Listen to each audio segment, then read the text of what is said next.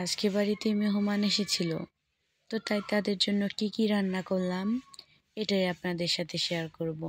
তো প্রথমেই আমি পোলাও রান্না করেছিলাম।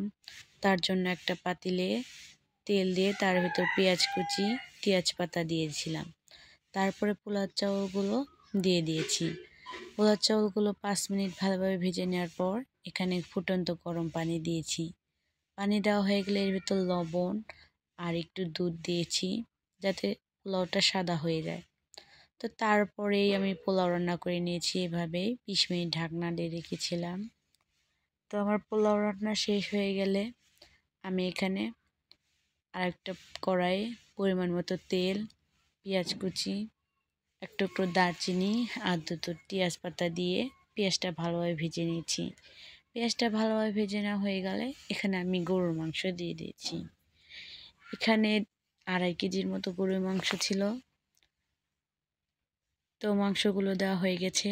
এখন এর ভিতরে একে একে সব মশলা অ্যাড করব। ফার্স্টেই দিয়ে দিয়েছি রসুন বাটা, আদা বাটা, মশলা বাটা আর পরিমাণ মতো লবণ, 1 চা চামচ হলুদের গুঁড়া, তারপরে দিয়ে দিচ্ছি মরিচের গুঁড়া। তো আমরা ঝাল বেশি খাই, তার জন্য বেশি করে মরিচের গুঁড়া দিয়ে দিয়েছি। তো তারপরে একটু ধনিয়া গুঁড়া দিয়ে দিয়েছি। তারপর এখানে কিছু কাঁচামরিচ অ্যাড করেছি আর পেঁয়াজও দিয়েছি। তো তারপরে এগুলো সব ভালোভাবে মিক্স করে নেব। মিক্স করা হয়ে গেলে ঢাকা দিয়ে 2 ঘন্টা রেখে দিব। এই মাংসটা আমি পানি ছাড়া রান্না করেছি, একেবারে লো মিডিয়ামে রেখে চুলা। তো তারপর গরুর মাংসটা হয়ে গেলে আমি একটি কড়াইয়ে তেল, পেঁয়াজ কুচি, তেজপাতা, জিরা ফোড়ন দিয়ে নিয়েছি। তো এগুলো ভাজা হয়ে গেলে এই পেঁয়াজের ভিতরে একটু পানি দিয়ে নিয়েছি মশলা কষানোর জন্য।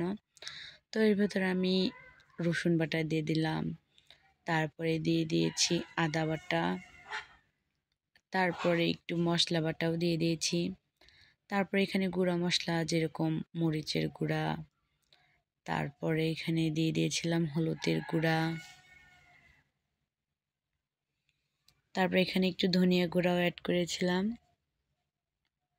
তো সব মশলা আমার দেওয়া হয়ে গেলে লবণও দিয়ে নিলাম। তো সব কিছু দেওয়া হয়ে গেলে এটা আমি 5 মিনিট ভালোভাবে কষিয়ে নেব। কষানো হয়ে গেলে এখানে আমি কিছু কাঁচামরিচ কুচি দিয়ে দিয়েছি। তো মশলাটা ভালোভাবে কষানো হয়ে গেলে এখন আমি দেশি মোরগ ছিল এটা, ওই মাংস দিয়ে দিয়েছি। তো তারপরে মাংসের সাথে মশলাটা ভালোভাবে মিক্স করে নিতে হবে, যেন মাংসটার গায়ে গায়ে মশলা লেগে যায়। তো এই তো আমার মাংস কষানো শেষ। মাংসটা আমি 10 মিনিট কষিয়ে নিয়েছি। মাংসটা কষানো হয়ে গেলে এর ভেতরে আমি পানি দিয়ে দেব, মানে ঝোলের জন্য অনেকটা পরিমাণের, যাতে প্রপারলি চিকেনটা সিদ্ধ হয়ে যায় এজন্য। তো এই তো আমি অনেকখানি পানি দিয়ে দিয়েছি, দেখতেই পাচ্ছেন। তো তারপরে 20 মিনিট রান্না করে নিয়েছি। এই তো হয়ে গেছে আমার মুরগি রান্না। এই তো কত সুন্দর কালার এসেছে, দেখতেই পাচ্ছেন। তো এটা রান্না হয়ে গেলে এখন আমি বুটের ডাউল দিয়ে গরুর মাংসের তেল রান্না করব। তো তার জন্য একটা কড়াইয়ে একটু তেল দিয়ে দিয়েছি। তেলটা গরম হয়ে গেলে এর ভিতর জিরা ফোড়ন দিয়ে নিয়েছি। তারপরে কিছু পেঁয়াজ কুচি দিয়ে দিয়েছি।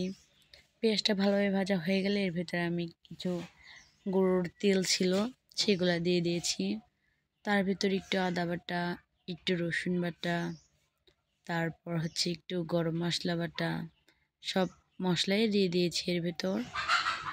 তো বাটা মশলা দেওয়া হয়ে গেলে এর ভিতর গুঁড়া মশলা যেমন হলুদের গুঁড়া, মরিচের গুঁড়া, একটু ধনিয়া গুঁড়াও দিয়ে দিয়েছি।